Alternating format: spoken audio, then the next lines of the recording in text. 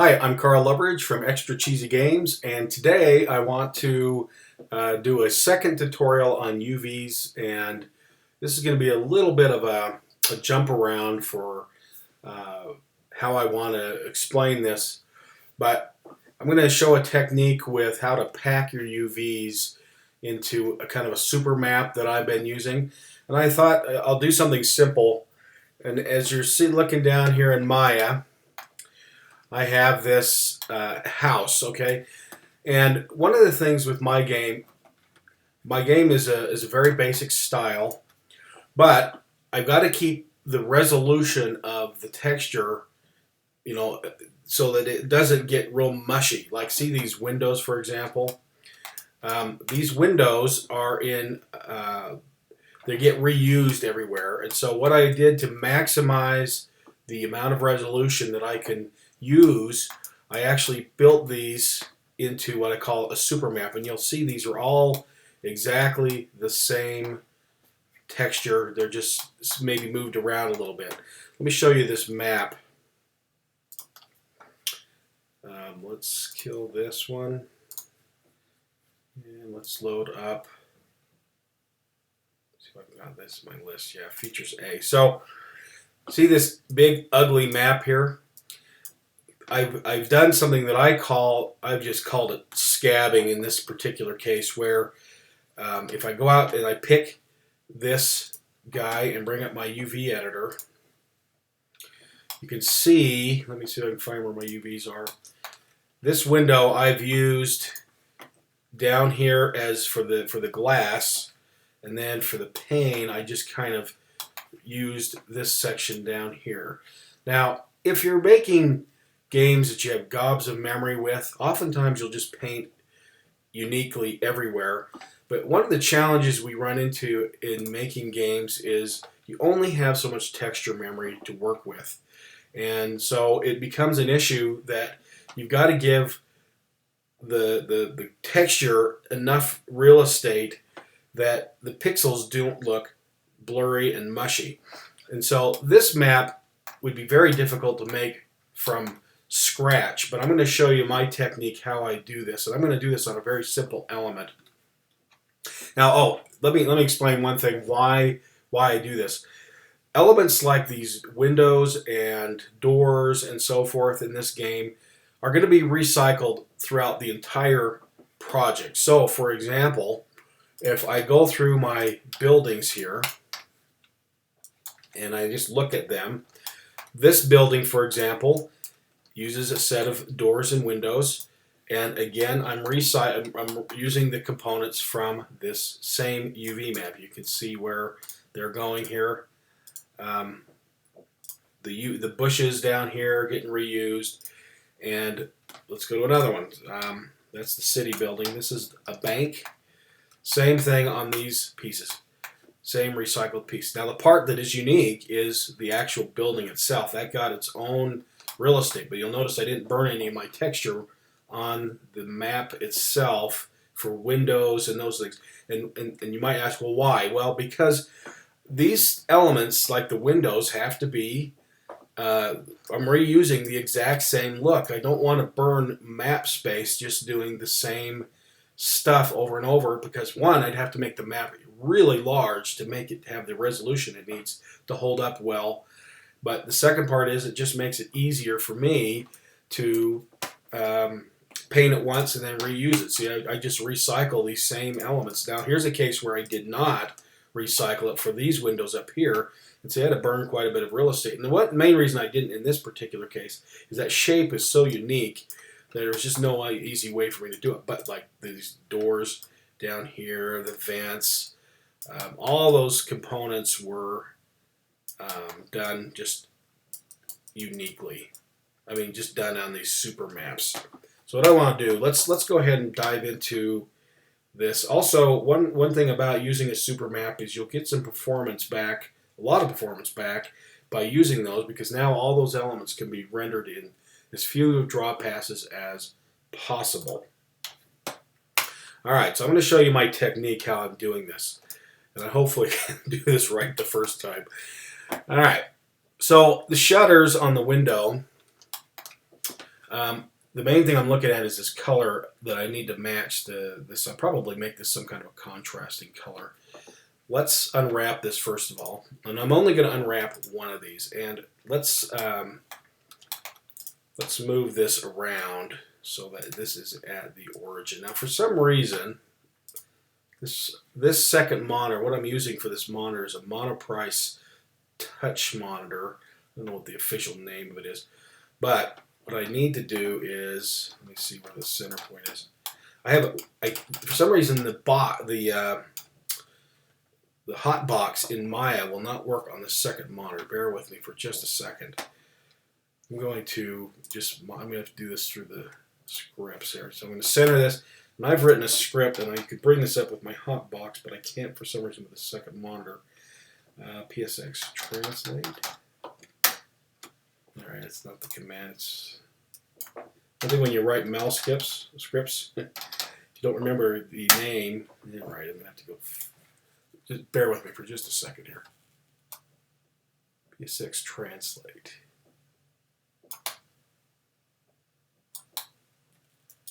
I don't know why. Who's to blame for this thing? Because it's uppercase.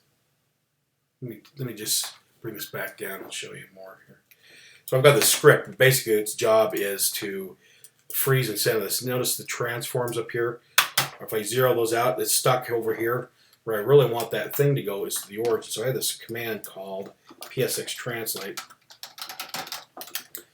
where what it does is it basically moves this from the center point down to the origin. And then when I do this, I can zero it out. This goes down to the origin. The reason that's important to me is when I paint this element's going to be positioned at the origin to begin with. I'm going to translate it up into position. All right, so now just like in my video I did on explaining UVs, I have a grid here. I'm going to assign this to this here. Now this is a concept that kind of eludes a lot of people, and that is the way the map is laid out. Here's what I'm going to do. I'm going to unwrap this guy, and I'm going to just say auto project the UVs using Maya's built-in tool. And I thought I should explain this a little better, what this is doing. This tool, if you see those planes, are telling me that Maya is going to take faces from the 6 major directions and project in that direction for that guy, for that face, and then it lays them out in the UV's coordinates and figures out how to put it in 0 to 1. It's actually quite a handy tool. Nice thing by using this tool is you're guaranteed that all the pixels are the same size. If you do this by hand, it's possible that maybe you'll do one face slightly bigger than the other ones, and when you go to paint it, you'll get a seam or discrepancy where you can't get the pixels to match up because they're the different size. But in this case, I don't care because I'm going to, this is a very simple unwrap. All I'm doing is I'm moving sewing so that this is unwrapped as cleanly as possible. I'm going to pack these down, and I'm going to put these down here in the corner. And this is actually, I'll tell you, this is the part I want to talk about that kind of eludes a lot of modelers. When you're working in UV space, I can do weird things like this where I can stretch this out, and it looks squashed over here inside of Maya. But what I'm doing is I'm putting this in 0 to 1 space, so I'm maximizing the map. Okay. And what I want to do is now let's go over into Substance Painter. Now let's talk a little bit about Substance Painter. I'm going to have a video on source control, how you can back up your files, just so you can back them up. But the one disadvantage, really the biggest and only disadvantage I've found with Substance Painter is it has a problem. It's not a problem. It just makes giant files, okay, which are very expensive to store in source control. So what I've done, the way I'm dealing with this is I'm going to rename this guy to be a shutter. I have a second drive out. It's an external drive that I've been putting these things in. The way I've been organizing this thing is I have this directory called HME Substance Painter, and these particular pieces are going into a single map. And the way I organize this is, if you'll notice over here in Photoshop, this map here is called Features A, but now it is completely full. So I'm spilling over onto a new map called Features B. So in my directory structure, in my HME Substance Painter, I have my common stuff, which is called that just for the sake of everything's going to use these things. And my build-up map is going to be in Features B. And of course, and what I've done is every element that gets painted into that feature, I make a folder for. So this is going to be called Shutter. And oftentimes I'll do more than just one thing at a time, but just for this demo, I want to do this here. And let's export this out as an FBX and call this Shutter. All right, now let's switch over to Substance Painter. This is a bank as it was painted, and you notice the elements that were that are shared between the common map is grayed out. Why did I put those in there? It's so that when it lit it, those features could light the map up and knock out where their color is going, because the map needed to, the main map of the bank had to be shown that way. All right, let's start a brand new document. And I'm going to go out and select that shutter. Remember, it's in Common, Features B, Shutter box. I'm going to add this in. Now, in Substance Painter, it does not matter that I'm painting at a given resolution, because I can change this on the fly. But let's go ahead and paint this shutter. Now, I'm going to do a whole lesson on style, but just to keep this quick, what I've done in Humans Must Eat is I actually made a material that I just keep reusing over and over, and I just repurpose the color of it. So what I have here is this shutter, and I'm going to drop in my Smart Materials is where I built this. I'm going to call this, I'm going to look for my white material. This is Basic White. I drop this on here, and you'll see it's kind of got this grit built into it. That's on purpose. Now, one thing in Substance Painter, I need to bake out the textures. This is just so the lighting will set up properly. This takes just a moment.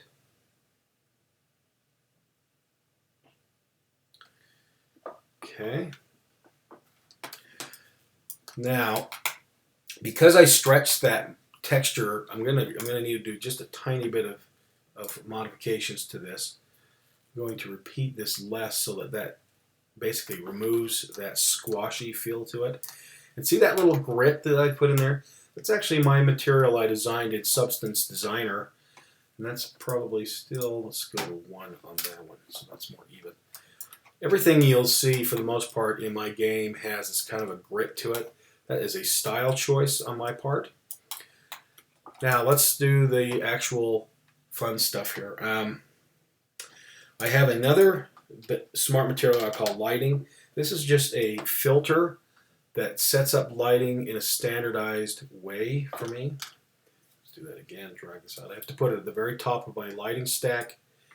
And all this does for the most part is it puts this little edge on here that I like and make sure that it's lit. Because when I export this, if I turn this off in the color mode and I turn this off the lighting, it looks really flat. But my lighting model just gives us some depth and sense of feel. So now let's talk about how I'm going to colorize this. All right, now I'm just going to do this off the cuff here, how I want to do this, because what I want is I want to have it look like there's an edge, but there's little slats in here. So what I'm going to do is I'm going to just paint a material. Let's make a layer here. Now I'm trying to think how I'm going to do the slats. Let's make an alpha that I can use here. It's going to be a little tiny alpha. Now this texture is 256. Did I just said? Yeah.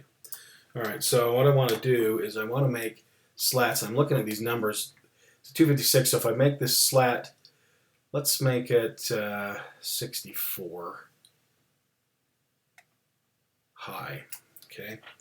I'm going to put a gradient in here. This is just a black and white gradient. The slat will be darker at the top and lighter at the bottom. Because I've done this in power as a 2, you should just snap together fine and add up at the bottom. All right, that looks pretty good. Okay. All right. Did I not get that at the top? Oh, sure. Let's go to full mode here. Yeah, that looks good. Oh, I missed this bottom. Let's see, I got that little transparent line there. Dang it. Alright, that's what I want. Now, just to kind of give this a little bit of a feel, I mean, this is how I oftentimes design. There's no tutorials that necessarily explain how to do stuff. You just kind of have to think of things as you're going along. Nobody designs, here's exactly how to make a shutter. You know what I mean? That's just, there's so much stuff you got to figure out on your own. Now, one thing is I don't want this to look so even. So what I'm going to do is I'm just going to hit these here in the middle just so this looks a little less even. One thing I've found with lighting is it looks better to just give it a little bit of gradient. That may be too much. Let's back up a little bit. Let's not hit that quite as hard, but only hit it once. Just to kind of give that some style. All right. I'm going to save this out. And what I've done with these textures, hardest thing I always run into is where do you put them when you build it? Let's put this out here. I'm just going to call this shutter slat. And save that out. Let's go back over into Substance Painter. Let me bring up a window here to bring this. One thing I don't know if I love the way Substance Painter imports textures, because you have to go out and reset this up every time you want to grab a texture. But I'm going to call this, let's see, I put it in, that's for the live source images, shutter slat. Drag it in here. And this is going to say it's a texture, and I'm trying to decide if I want this as a, let's say it's a texture to begin with, and if I don't like it, then this will just be included in this project. Import this in. There's my material. All right, so what I want to do here now is I'm going to just paint with this texture. Drag this over to base color. And let's kill the shape of this so it's square. You see, it makes more sense to see this in context. So part of what the challenge with this stuff is to always kind of see what you want and then just make what you want. And just lay down these things in pieces. Do my best to judge it. This is one thing about Substance Painter. It's a bit of a guessing game. That. And I'm going to call that good. The reason I don't mind that is maybe the base of this has a little thicker. If I was in Photoshop, what I would do is I'd nudge that down so it was more center. In fact, let's just fix that. I'm just going to hit that one more time. It's always a trick to space these things out. I bet there's some guy out there watching me do this, or gal, watching me do this and go, idiot, why don't you just do this and it'll work fine. I didn't say I was an expert at Substance Painter, all right? Get off my back. Okay, so let's put these slats in. What I'm trying to do is make sure there's enough room so when I do the bottom one, it match up. It's not quite centered. I'll tell you, I'm going to compensate for that with another technique. Now, this is painted, but I want to make this a multiply layer so that passes through that. And to kind of, if you hit C, you'll see this in pure color. You'll toggle. I'm going to go back to materials so I can see it. Now on this, what I'm going to do is I want to put an edge on this that makes it look like that's been in there for a little bit. Now I'm still learning Substance Painter, so I'm not always the smartest with this tool. I'm still maybe one day I'd be able to do a competent tutorial on Substance Painter, and everybody go, "Wow, he really knows how to use Substance Painter." Till that day, you're just gonna have to put up with the way I am. But you know what? I have to say, the only way you learn tools is to muscle your way through it and get it to work. All right. So what I'm trying to do here. Oftentimes, you know what you want to do. You just have to figure out how to do it. So I don't want that to look like that was just sitting there like that. So I'm just trying to see. This time I'm going to compensate for that slight size discrepancy. And this one, I'm actually going to invert the color just a tad. It's pure white. Let's see here. This is a multiply layer. No, we're just showing up. So that's too light. I'm talking to myself here. Okay, so now you can see what I'm doing here. I'm just trying to get that shutter to look better. This color on the side I think is too dark. Let me dim this down.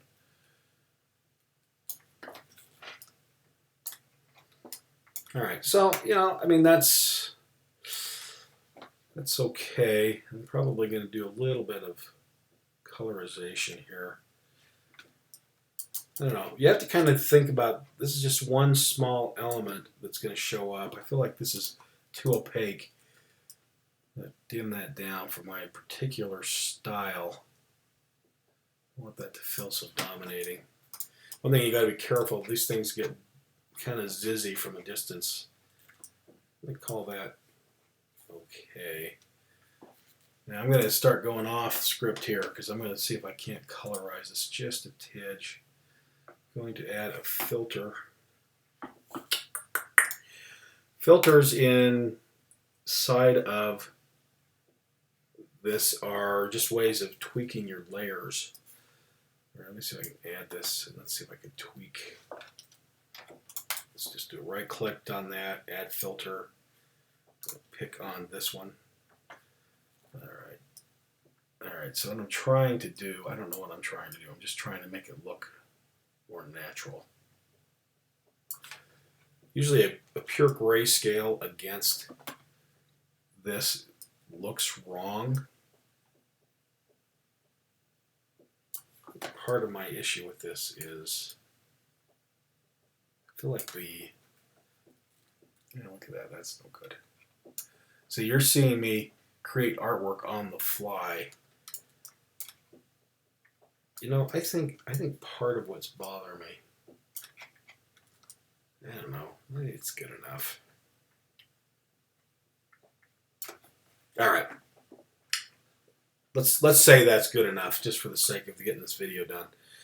I'm going to save my Substance Painter file out to my concept.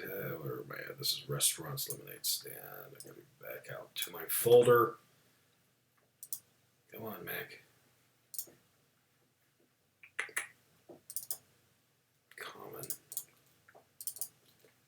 Shutter. All right, so I'm going to save it out my Substance Painter file. And let's export my texture. Now, this is a very small element. In fact, I'm going to make this a 128 by 128. And export this out. Say OK. And I should just do. One thing I do love about Substance Painter is this business. I export the texture 128 by 128. By the way, you might be asking what format to use. I actually made my own export format. If you look at this in this fast food, all I'm exporting back is just the RGB channel. I just defined my own in here.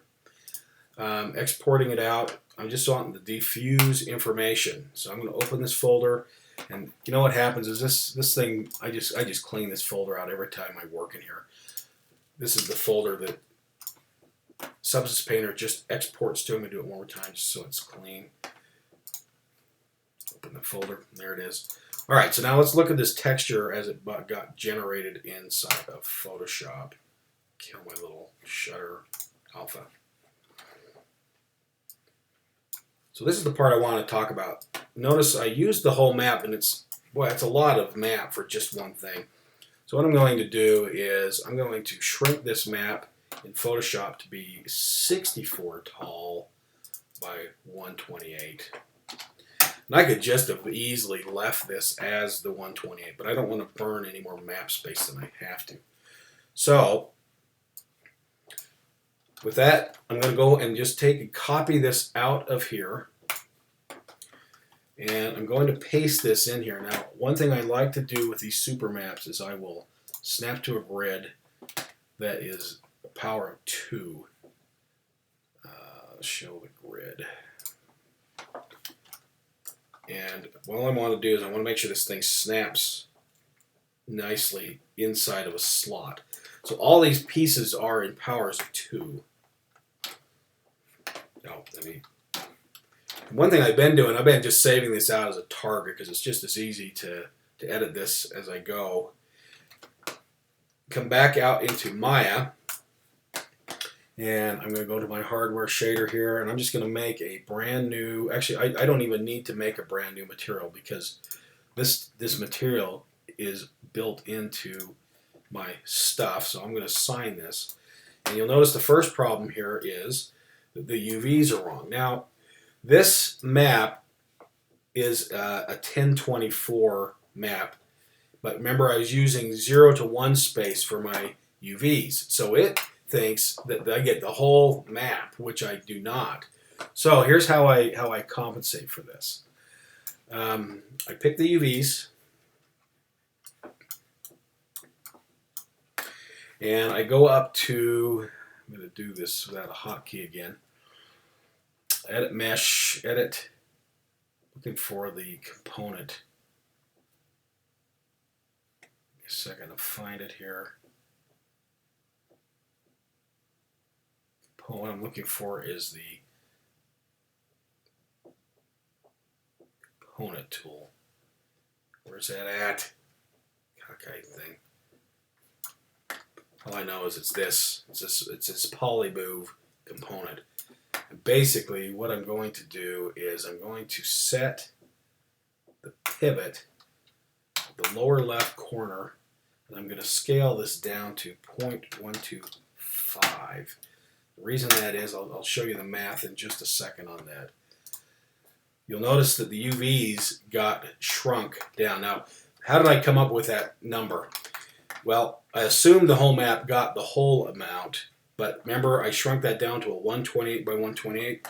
So this is just a tiny bit of math you've got to know. Bring a calculator up here.